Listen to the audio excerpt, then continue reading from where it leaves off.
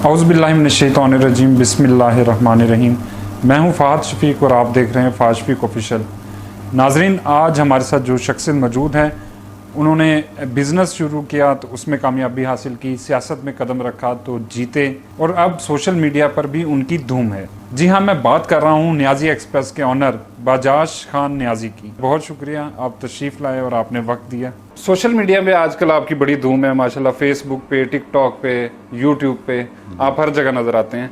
तो जो आपके फैंस हैं वो ये जानना चाहते हैं कि बजाज नियाज़ी का बचपन कहाँ गुजरा है। मेरा जी बचपन लाहौर में गुजरा है। पैदाइश मेरी लाहौर की है। ठीक है। सोटीवाल हमारा बाई हल्का है जी। अब बाई घर है उधर हमारा, तो साथ ही मैत्र इस्लाम स्कूल है, वहाँ पर पढ़ाई की है जी। तो लाहौर ही गुजरा है जी, बचपन भी, जवानी भी, बुढ़ापा भी, और इंशाल्लाह अगली ज़िंदगी कितनी है। तो ट्रांसपोर्ट के बिजनेस में कोई हादसाती तौर पर आया या फैमिली बिजनेस है। नहीं जी, मेरा फैमिली बिजनेस था। मेरे वालिद के ट्रक्स का काम था जी। ठीक है। तो हमारी इधर जगह पड़ी थी बन रोड के ऊपर, शहर स्टेशन से अड्डे बाहर निकले, तो वहाँ में सांस मिल गया। ठीक है। तो सांस मिलने के बाद ये फिर बसों में आ गया, ट्रकों वाला वेल्डन किया। ठीक है। और बसों में आ गया जी। कितने से शुरू किया और अब कितनी बसेस हैं। सर अल्हम्दुलिल्लाह जी, अब तो अल्लाह का बहुत शुक्र है, 150-200 बस मेरे पास चल रही है। तो शुरू पहली बस से किया था, एक बस ली थी 2005 में, उससे पहले अड्डा होता था हमारा। ठीक है। वो रूट क्या था। पहली बस थी ना जी, वो यहाँ से लाहौर से चली थी भावरपुर। अच्छा। रात 1:40 वाले टाइम पर जी। ठीक है। और उसके बाद फिर आस्ता आस्ता इस्लामाबाद, मनसेरा, पेशावर, फिर स्लो स्लो बढ़ता गया जी।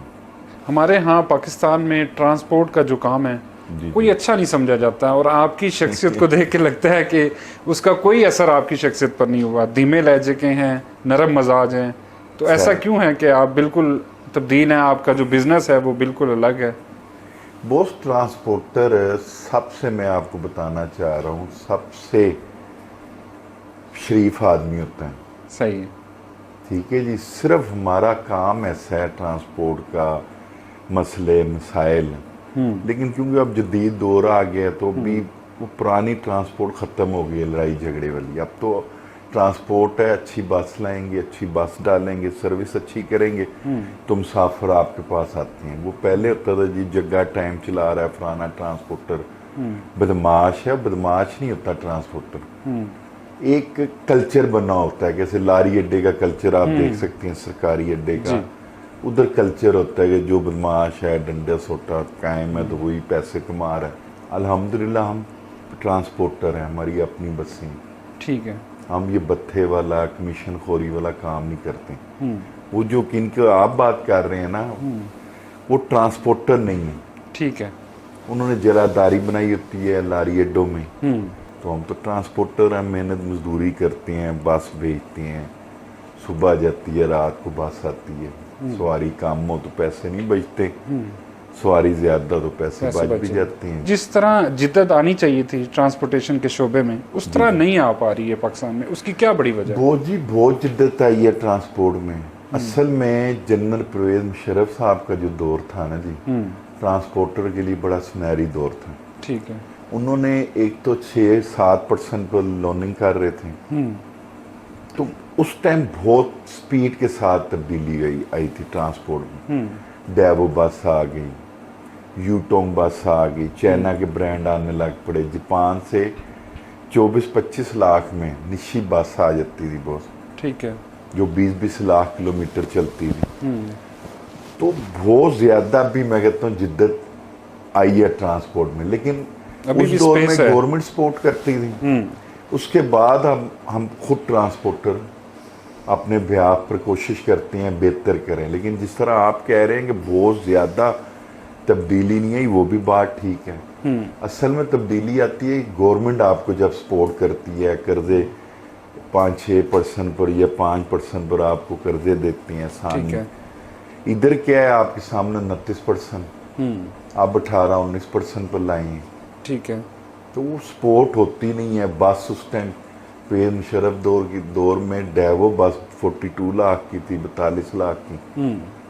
आज जो वही बस है वो 4.5 करोड़ की है। कितने एम्प्लॉयज हैं आपकी कंपनी के? अल्हम्दुलिल्लाह जी, मेरे पास तकरीबन कोई 8 से 900 और आदमी काम और अड्डे करते कितने हैं हैं पूरे अड्डों पर। पाकिस्तान पे?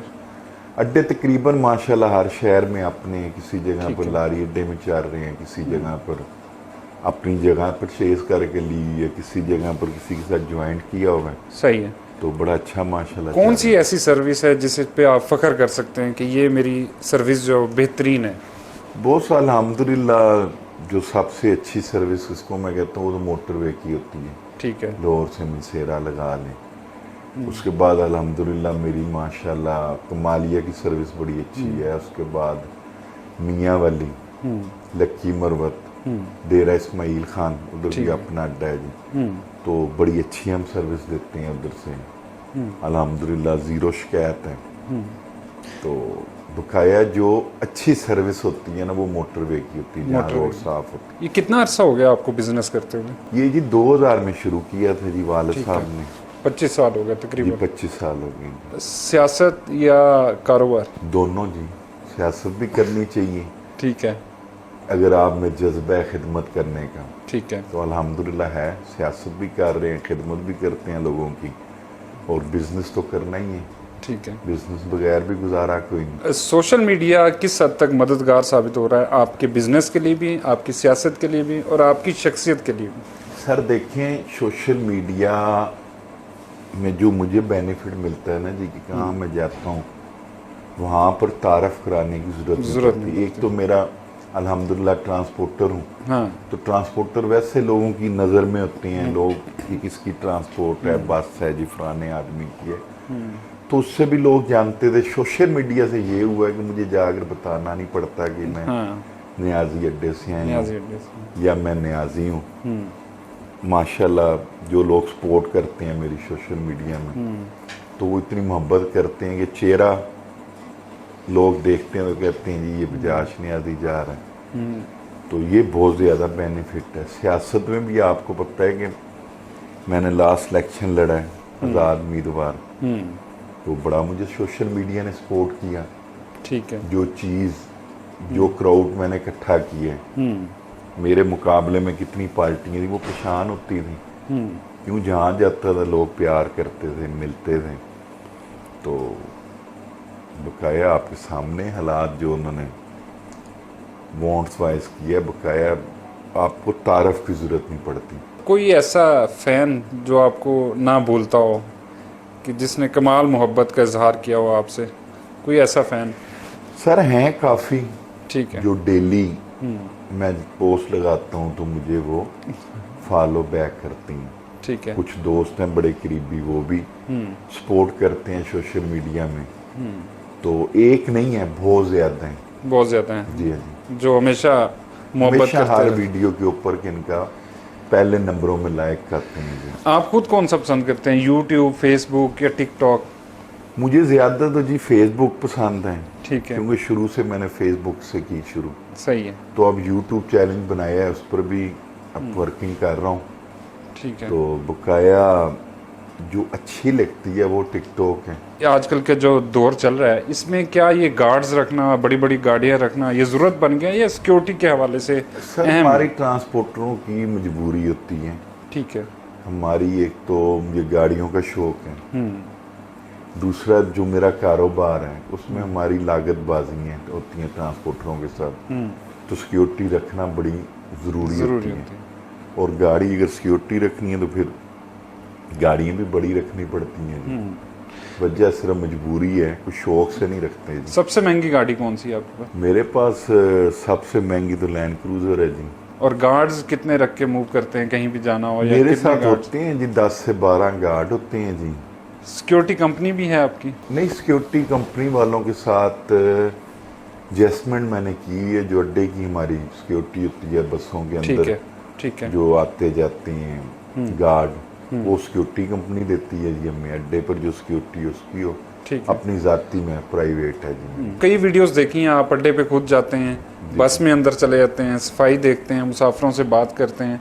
तो ये कोई फीडबैक अच्छा मिलता है आपको, कोई मददगार साबित होता है आपके बिजनेस के लिए? बहुत बेनिफिट मिलता है जी।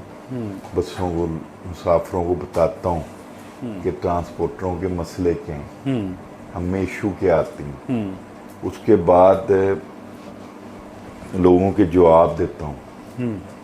उसका बेनिफिट मुझे ये मिलता है कि अगर मैंने कोई नया टाइम चलाना हो जी, तो मैं लॉन्च कर देता हूँ, तो अल्हम्दुलिल्लाह बुकिंग उसकी स्टार्ट हो जाती है चलनी। पहले हमें महीना 2 महीने एक टाइम पर लगते थे, अब सिर्फ एक दिन लगता है। एक दिन पहले सोशल मीडिया पर बोल देते हैं, क्योंकि ज़्यादा मेरे तो फ्रेंड वही हैं जो सियासी तौर पर पसंद करते हैं या as the transporter. Ji.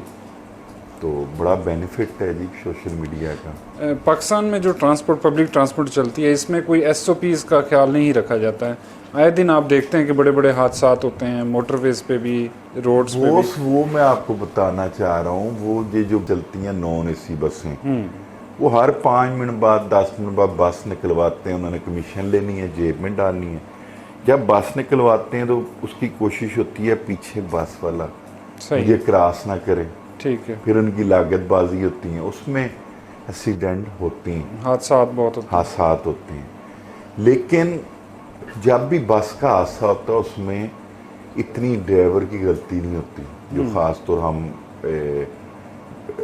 AC बसों वाले हैं। जी, अब पिछले दिनों मेरी एक गाड़ी हिट हुई है, कार वाला गाड़ी के आगे आ गया बॉस। अब रोड की स्पीड है 90, तो यहाँ पर 40-50 पर फैन के साथ फ़ोन लगाया होता है जी, तो एक्सीडेंट का बहस बनते हैं। तो पड़ता हम पर है, क्योंकि वही आप कैसे कहते हैं ट्रांसपोर्टर को इतनी अच्छी नज़र से नहीं देखा जाता। फिर हमारे इधर कानून में अभी तक तरमीम नहीं की गई, बड़ा रोडों पर भी बोले हैं जाकर। बाहर किसी मुल्क में अगर बस का एक्सीडेंट होता है तो ड्राइवर अंदर जाता है, सही है। यहाँ पर बस अंदर जाती है। यहाँ पर हमें बस की ज़मानत करवानी पड़ती है, और ड्राइवर की ज़मानत पहले दिन आउट हो जाती है। वो पुलिस वाला भी उसको छोड़ सकता है, मजिस्ट्रेट साहब भी छोड़ सकते हैं, जज साहब भी छोड़ सकते हैं। इस वजह से है कि जब हादसा होता है तो ड्राइवर तो भाग जाता है, तो फिर आप कोई और ड्राइवर दे देते हैं। तो उनको पकड़े ना, फिर आप कोई और ड्राइवर। हमारा काम तो नहीं है ना, मुझे बताया ना, सांस हम उसका दे देते हैं, उसका एड्रेस आ गया, टेलीफोन नंबर आ गया, तो बोस वो पकड़े उसको। अब भागते वो क्यों हैं? अल्लाह न करे हादसा होता है तो सबसे पहले जो हमारी कुछ लोग शैतान ज़हन के होते हैं, वो ड्राइवर को मारना शुरू कर देते हैं। ड्राइवर तो बेचारा अपनी जान बचाने के लिए भागता है, वो कोई केस से नहीं भागता। केस तो उसके ऊपर आप ऐसा समझें कि सांस है ना ड्राइवर के पास, तो हादसा हो भी जाता है तो उसको सज़ा नहीं हो सकती। हाँ, सांस नहीं है, फिर वो कानून की पकड़ में आता है। बस को रेस्ट करना नहीं बनता। जब इस मुल्क में ड्राइवर को रेस्ट करेंगे ना, ठीक है जी, तो ये जो मेन एक्सीडेंट होती हैं ये तकरीबन 80% ख़त्म हो जाएंगे। सही है, लेकिन कहीं ना कहीं तो वो ड्राइवर भी जिम्मेदार है ना। बोस होता है ड्राइवर को कोई सज़ा हो कि यार मैंने ये एक्सीडेंट किया है, हादसा किया है, साल 2 जेल में काटे, तो उसको देखते देखते दूसरे ड्राइवर गाड़ी आराम से चलाएंगे। लेकिन मैं कह रहा हूँ सारी गलती भी नहीं होती ड्राइवर की। ड्राइवर का दिल नहीं होता गाड़ी मुझसे लग जाए, बिल्कुल सही, लेकिन उसकी सुस्ती लगा लें, गाड़ी तेज भगाने की वजह से, ओवर स्पीड की वजह से, या आजकल ज़्यादा जो प्रॉब्लम हमें आ रही है, हम चेक कर रहे हैं, ब्लड प्रेशर के मरीज़ होते हैं, ब्लड प्रेशर हाई हो जाता है या लो हो जाता है, उस सूरत में भी ये हो सकता है एक्सीडेंट।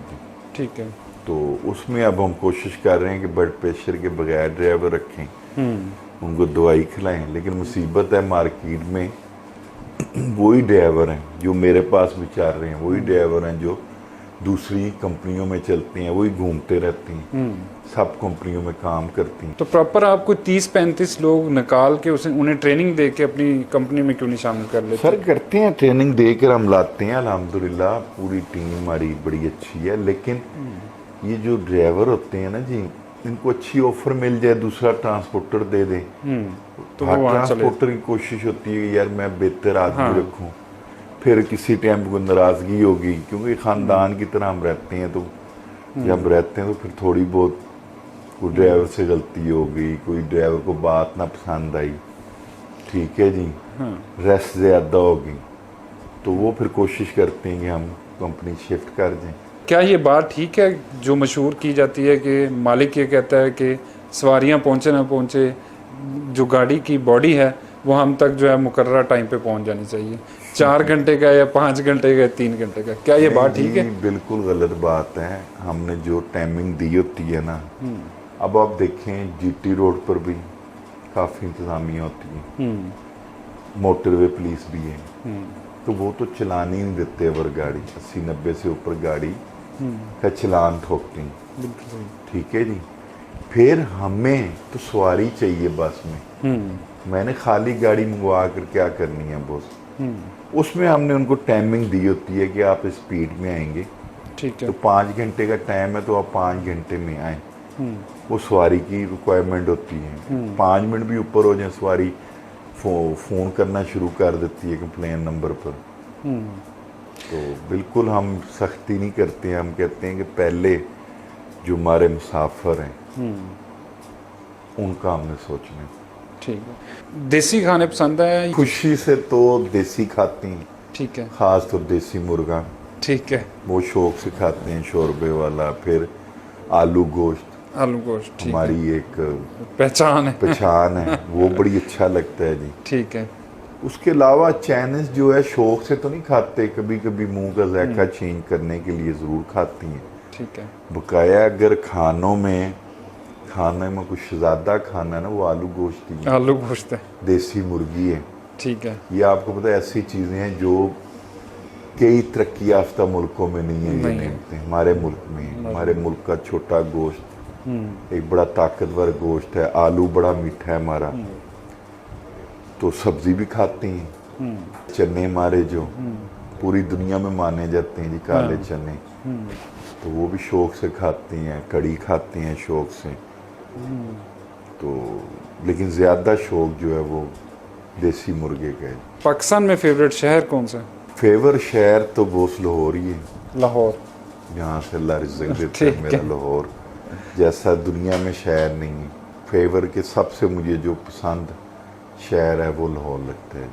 पाक फौज को अल्लाह पाक ने बड़ी कामयाबी से नवाजा है, तो इस बारे में आप कि क्या ख्यालात हैं, क्या पैगाम देंगे कौम को? मैं कौम को यही पैगाम दूंगा कि हम खुश नसीब हैं कि हमारी फ़ौज है, और ताकतवर फ़ौज है, बिल्कुल, जिसने अपना लोया मनवाया दुनिया में, बिल्कुल, कि हम भी लड़ सकते हैं।